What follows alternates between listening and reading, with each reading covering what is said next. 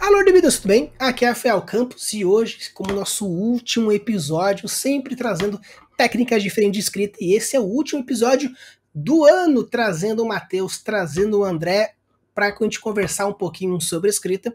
E hoje é um episódio pedido, encarecido de uma inscrita nossa, falando sobre um pouco sobre a estrutura de 3 atos. As estruturas de 3 atos elas têm diversas funções diferentes, mas a gente está aqui como uma forma de trazer mais ou menos de como funciona cada uma dos atos, como você pode usar um pouquinho na prática, e caso vocês achem interessante e queira abordar de uma coisa um pouco mais profunda, dando exemplos mais fortes, assim, a gente pode ir pensando em fazer uma coisa um pouco mais, pegando todos os passos, um pouco mais aprofundado. Então, aprofundado, exatamente. Então, Matheus e o André, sejam muito bem-vindos. Valeu, boa noite a todos. Obrigado, boa noite. Então vamos lá, gente. Quando a gente fala sobre estruturas de 3 atos, basicamente a gente tem um estilo, uma formatação de escrita que a gente separa a história em 3 grandes momentos, cada um dos grandes momentos com uma função, algumas características e algumas importâncias. Então o primeiro ato serve para a gente apresentar o personagem, ponto de conflito, possíveis antagonistas e normalmente tirar o personagem do seu ponto de inércia para começar a evolução da história. Eu acho que é bem aquilo de apresentar o seu universo para o leitor, né? De mostrar a rotina do personagem, né? Onde que ele convive, as pessoas que estão ao redor dele, né? Então é você tentar começar a familiarizar o seu leitor com o tom da sua história, né? E a rotina do personagem principal, de fato, se for um personagem só também, né? A estrutura de 3 atos ela não está amarrada a nenhuma estrutura narrativa especificamente, né? Então você pode ter ali também diversos personagens que seja, mas o que a gente quer dizer é isso, né? Que ela é onde você está dando a introdução, é onde você está mostrando esses conceitos básicos aí que o André citou pra gente. É uma coisa que a gente vê mais ou menos na questão de proporção. A gente fala que seria uns 25 primeiros por cento do livro ou do filme onde a gente apresenta, aqueles que gostam bastante da jornada do herói e entende os passos da jornada do herói, é bem aquele começo, a apresentação do personagem, o chamamento para aventura, a vontade de sair, é bem o comecinho mesmo. Era uma vez nas terras longínquas de Gludevard, um fazendeiro estava capinando os caralho a 4 até que encontra um mago que diz: você precisa ir atrás, sei lá o que, papapá, porque o vilão sequestrou a princesa. Beleza, apresentou o tom, o timbre, o personagem principal, o antagonista, o ponto de conflito, e com isso a gente já tem o nosso primeiro ato. Uma coisa importante que a gente até conversou tanto algumas vezes aqui também no podcast dos criativos, vou deixar aqui o link na descrição pra galera ir lá, para aqueles que não conhecem. A gente falou sobre primeira frase, primeira página, como começar. Tudo isso são dicas maravilhosas para o primeiro ato. Principalmente porque você está apresentando tudo, os personagens, o tom, a vontade, tudo isso está no primeiro ato. Então acho que é uma coisa importante essas formas de apresentar. É uma coisa que a gente gosta de falar, né, nesse assunto que o Rafa está tocando, que, assim, tudo que a gente comenta, né, seja aqui no caso, a gente está falando mais sobre escrita, porque a gente está mais vinculado à escrita, né, não ao cinema, mas é lógico que vai para o cinema também. Mas isso tudo são ferramentas, né? Então, a estrutura de 3 atos é uma ferramenta, as técnicas para se aplicar na primeira frase é uma ferramenta, primeira página, né? Então, o que a gente está querendo dizer é que dá para você combinar essas coisas todas para poder fortalecer a sua história, a apresentação do seu universo e cativar mais o seu leitor, né? Então, a estrutura de 3 atos ela é interessante, mas você não precisa se apegar somente a ela, né? Então, tenta estar ligado aí nesse nosso podcast de escrita ou procura por outras ferramentas, né? Que todas elas com certeza vão te auxiliar aí no seu projeto de construção de história. Então, um checklist para você querer, já que você quer um tópico do que aparecer. Então, o que deve aparecer no primeiro ato? Você tem que mostrar para as pessoas que estão lendo sua história o protagonista De preferência, o antagonista, o ponto de conflito, o que vai mover a história, qual que é o tom dela, qual que é o gênero e o subgênero, e a apresentação do universo e problemática. Esses são os tópicos mais importantes para você apresentar no primeiro ato. Pode fazer isso no segundo, terceiro ato? De preferência não. Tudo que for apresentar de novo, primeiro ato, no máximo no início do segundo. Porque o segundo já tem uma outra função e o terceiro uma outra. Então, evite, de preferência, não faça. Esses são que aparecem no primeiro ato.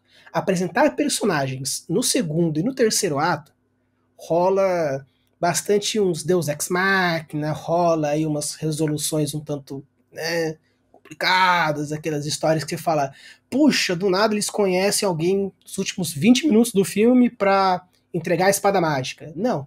Apresenta todo mundo que tem que ser apresentado no começo. Dá uma sensação pode de ter estranheza. reviravoltas, pode ter pode ter plot, pode, mas dê as informações logo no começo. E acho que uma coisa interessante, né, que você comentou de tamanho de cada um dos atos, né?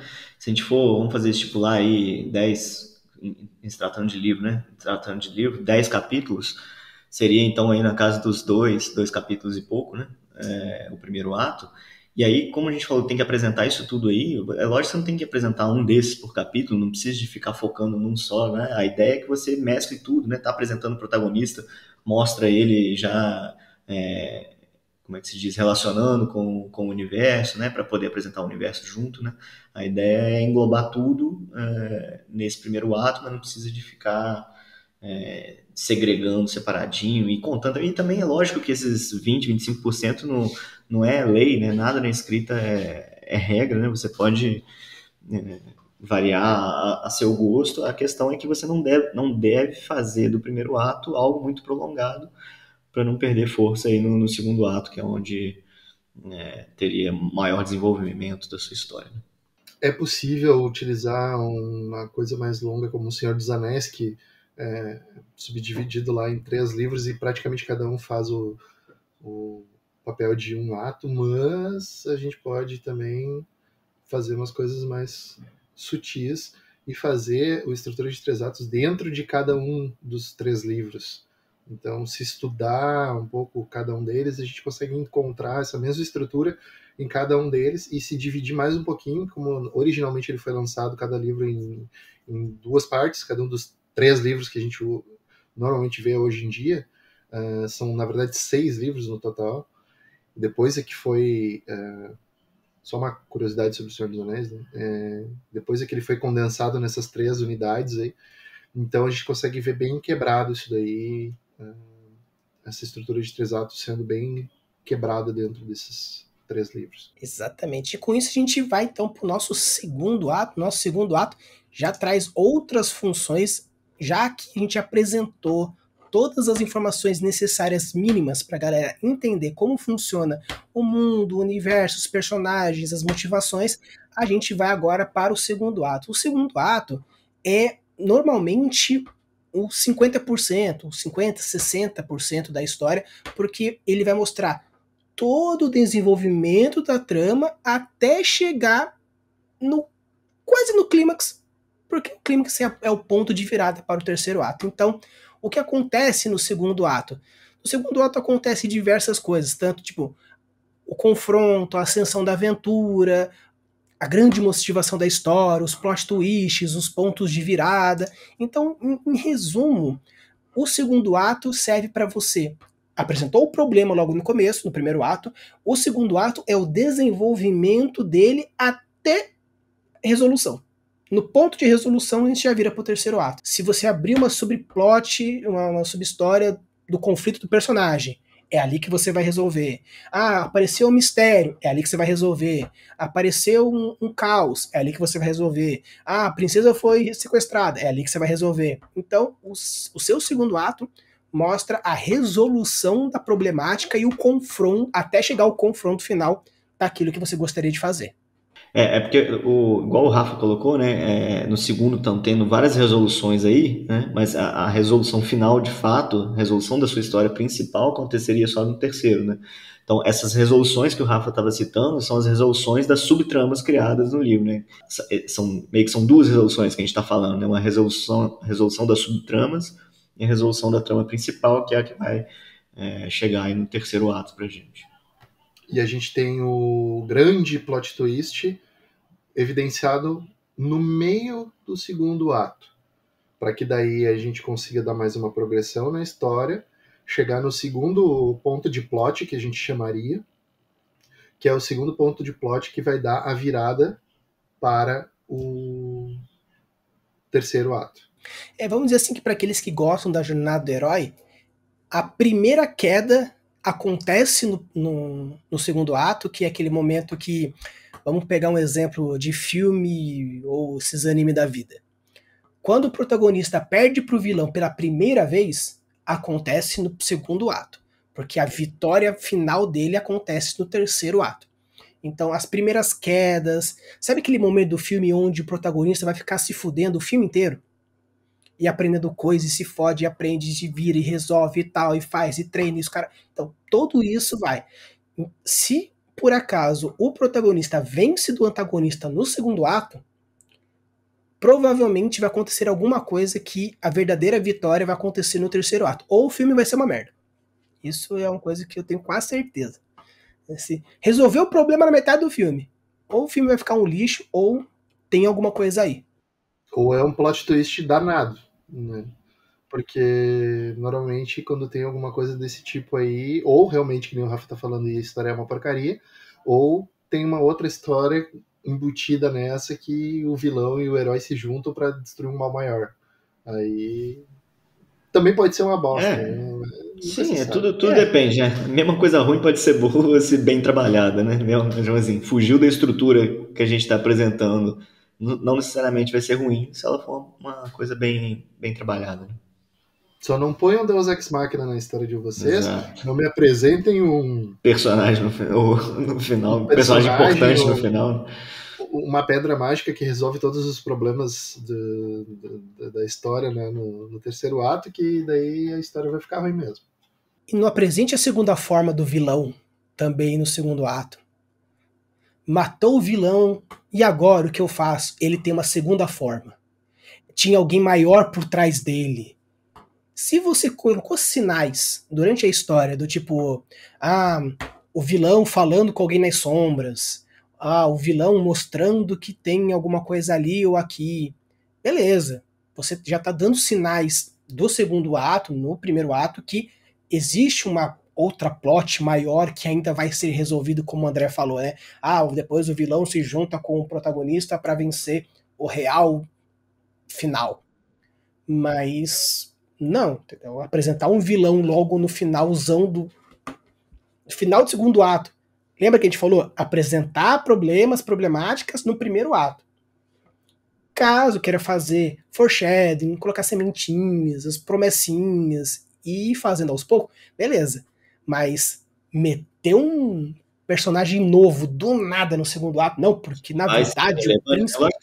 É lógico que você pode inserir personagens, né, Rafa? A questão não é nem essa, né? Você pode inserir personagens. A questão é você colocar elementos muito relevantes para sua história sendo apresentados lá no meio dela ou mais pro final, né? Isso aí dá uma estranheza no leitor, né? Causa assim, putz, mas esse cara era tão importante que ele já não apareceu, né? Tá, é a sensação do Deus Ex Machina aí que o André comentou, né? Você está resolvendo um problema, de certa forma, em pouquíssimo tempo, né? Não deu tempo pro leitor digerir sobre aquele personagem ou sobre aquele material que está sendo utilizado para resolver a trama.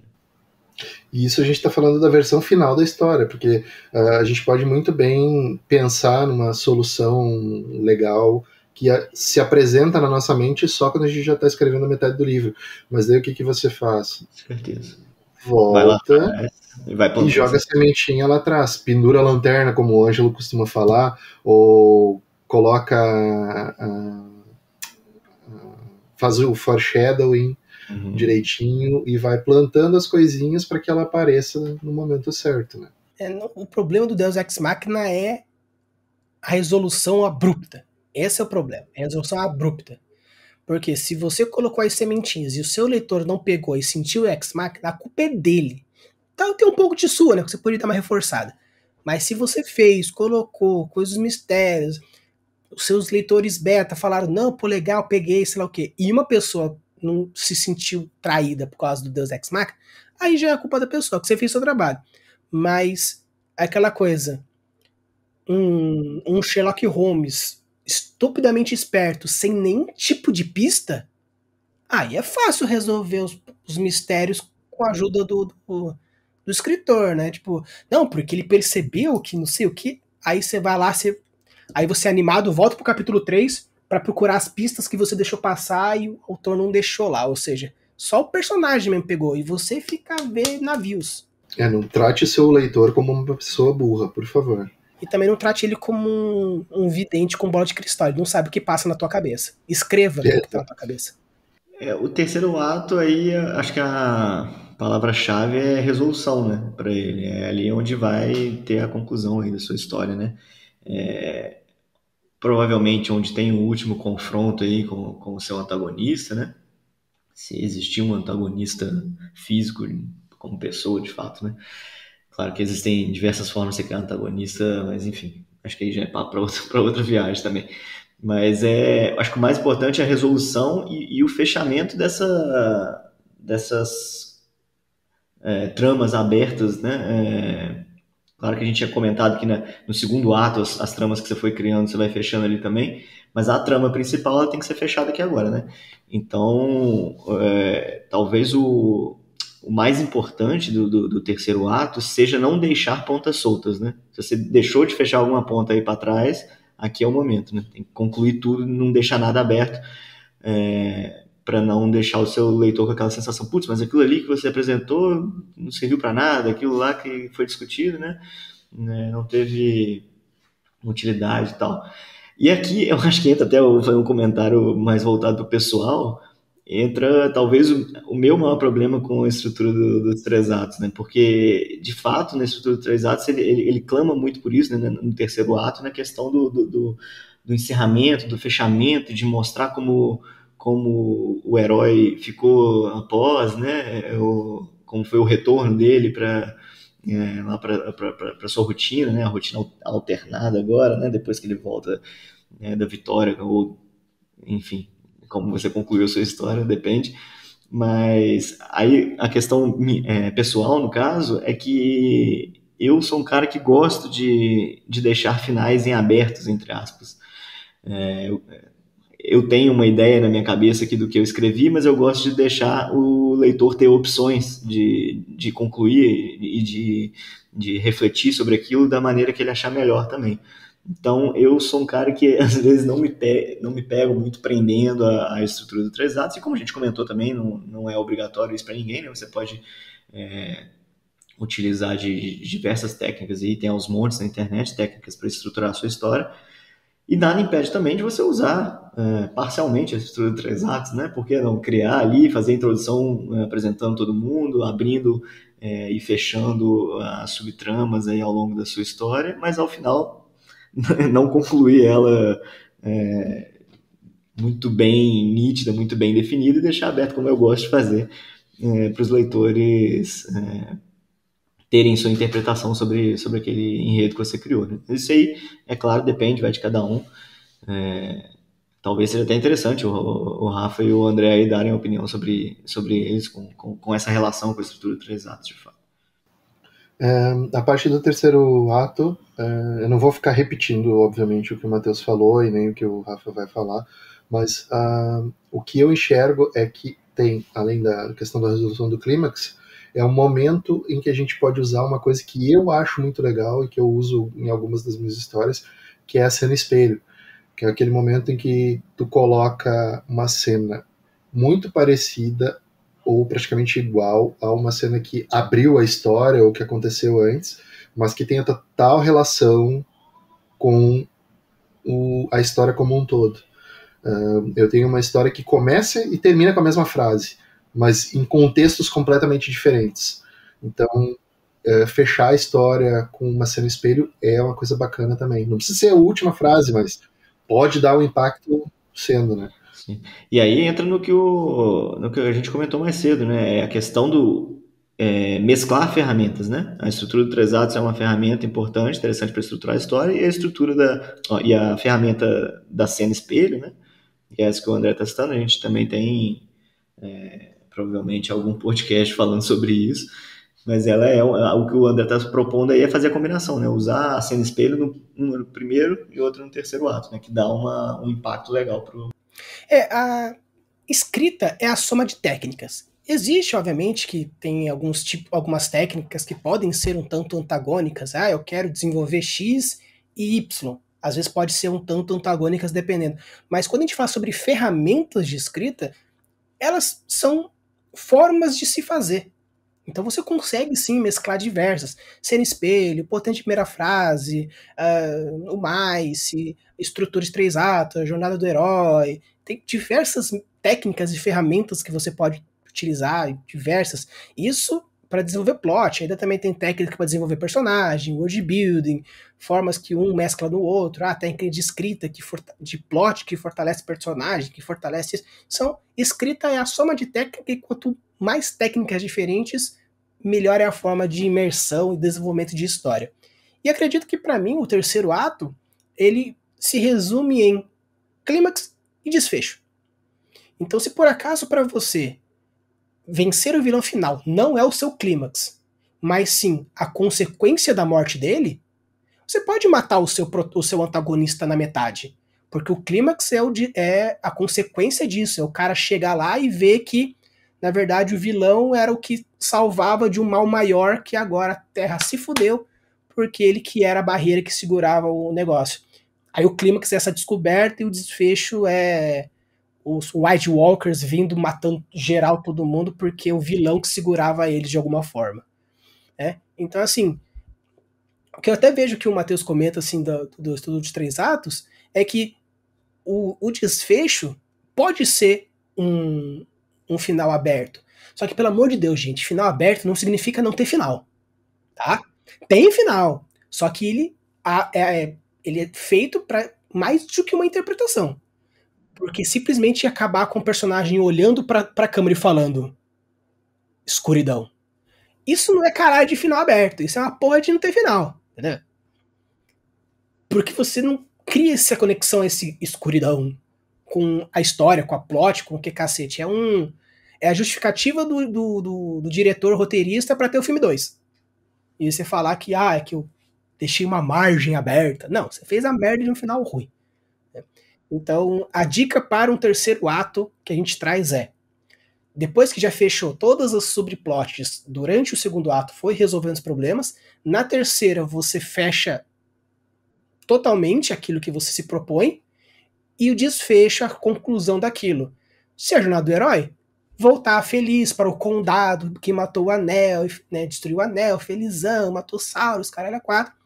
Ou pode ser, por exemplo, no final de Batman Begins, que é o desfecho, é o Batman que queria se aposentar e agora voltou ativa porque não pode mais se aposentar.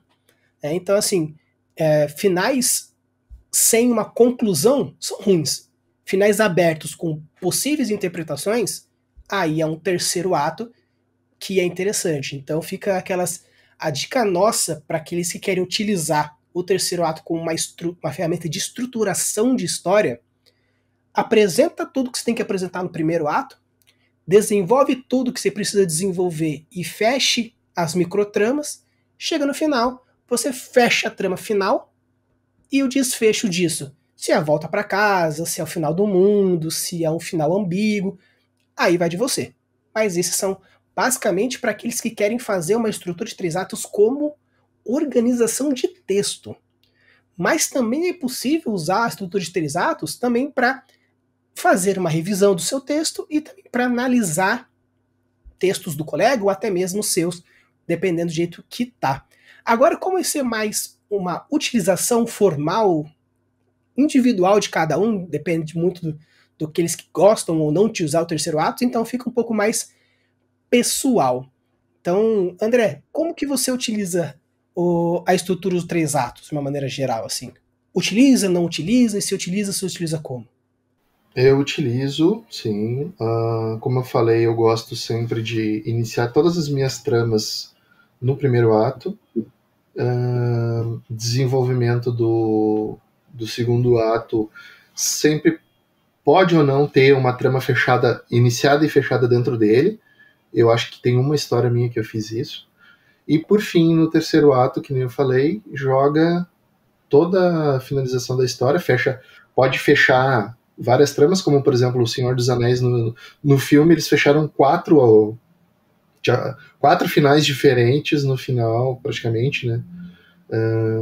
4 momentos de fechamento de arcos de história. E depois do clímax, fecha essas histórias, termina a história, acabou, todo mundo vai para casa ou vai embora e aí fechou todas. Do jeito que eu gosto de usar também é, como eu falei, da cena espelho. Joga uma cena espelho, joga uma frase no começo, uma frase no fim que amarra toda a história, deixa tudo bonitinho. Basicamente é isso. Eu não sou muito utilizador da estrutura do 3 atos, não nessa concepção clássica, né? Igual eu comentei, eu gosto de colocar essas introduções no primeiro, talvez os primeiros 20% ali da história, eu acho que isso é relevante de fato, então assim, eu acho que até foge da estrutura do 3 atos, porque acho que é universal isso, não é só na estrutura do 3 atos, né? Jornada do Herói, qualquer outra estrutura que a gente for procurar relacionada à escrita, ou pelo menos a maioria delas, você vai ver que no começo você tem que apresentar o seu universo, os seus personagens, né, o ponto de conflito, né?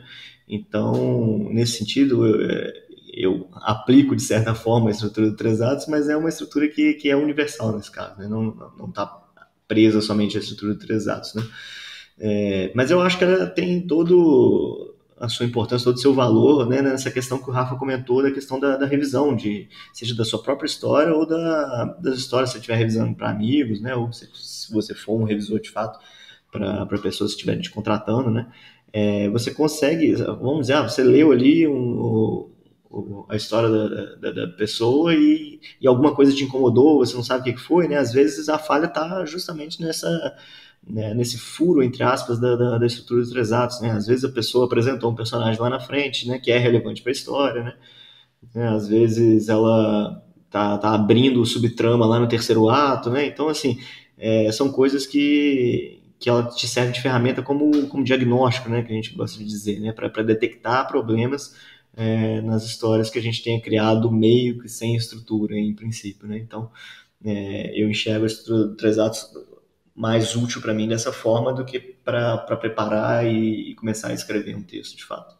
Sim, eu gosto da estrutura de 3 atos também como análise, para ver assim, porque como tecnicamente ela é separada em 3 grandes momentos, você consegue minimamente assim, até aqui eu senti que apresentou bem, mostrou os negócios, ambientalizou, beleza, fechou aqui. Daqui para cá, vamos lendo.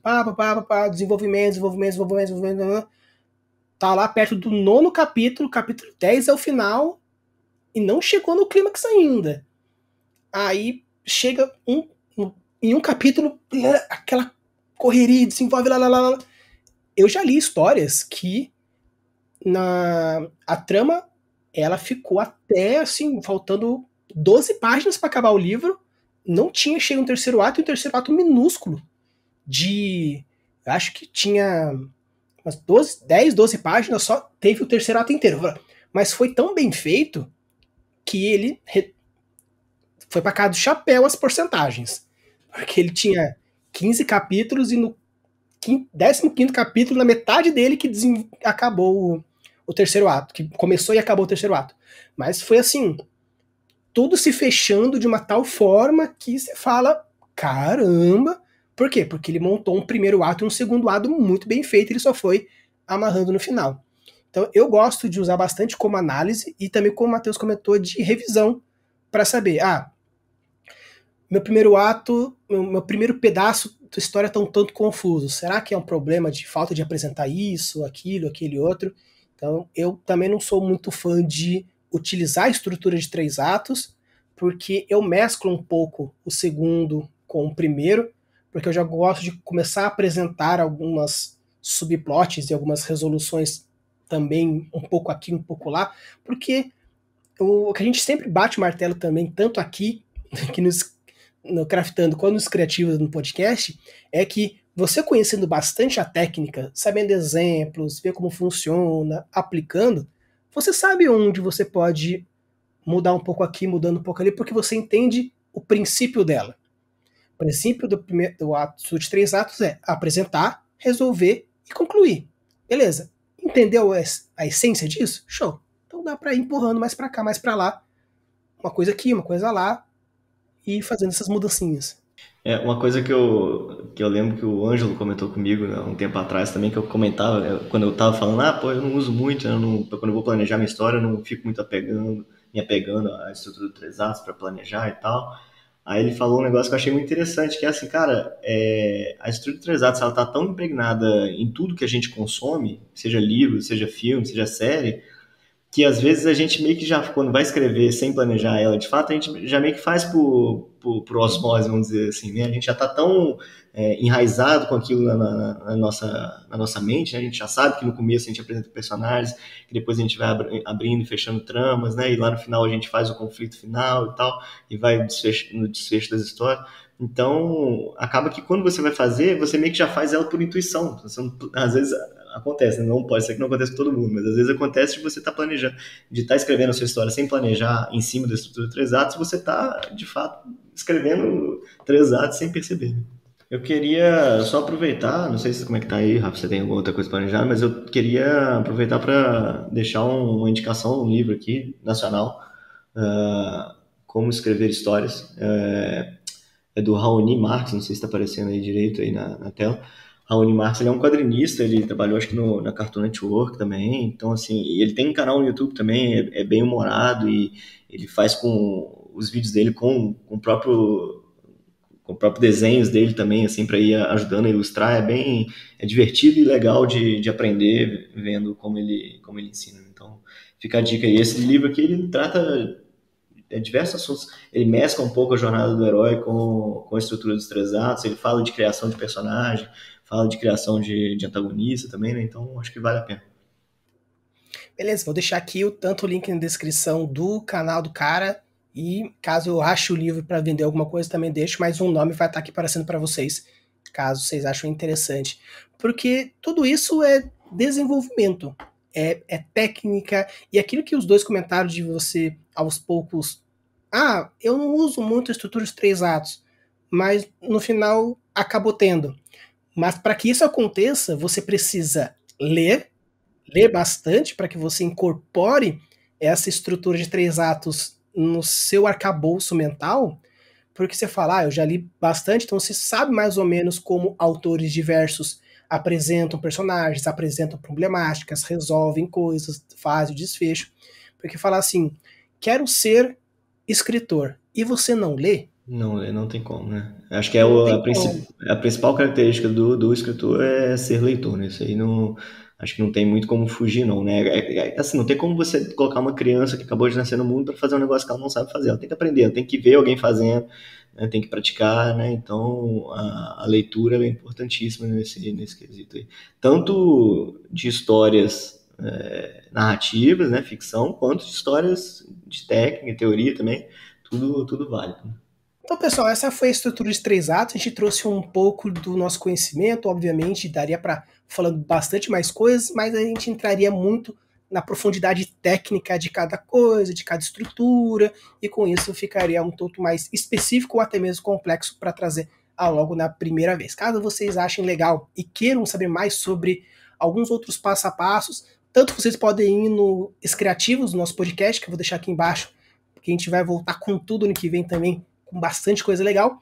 E caso você queira saber mais outras informações, também vão seguindo lá. É bem legal, vale a pena, tem bastante conhecimento. E caso vocês falem, não, mas traz mais a galera aqui pra gente bater papo e outras coisas, também deixa aqui nos comentários que a gente traz sempre, no último episódio do mês, a gente traz técnicas de escrita, mas também não impede de trazer durante outros episódios também que vocês forem pedindo. Quer saber mais outras técnicas? Vai deixando. Quer saber mais? Entra aqui no podcast. Use e abuse das suas criações e deixe os mundos cada vez mais incríveis. Valeu!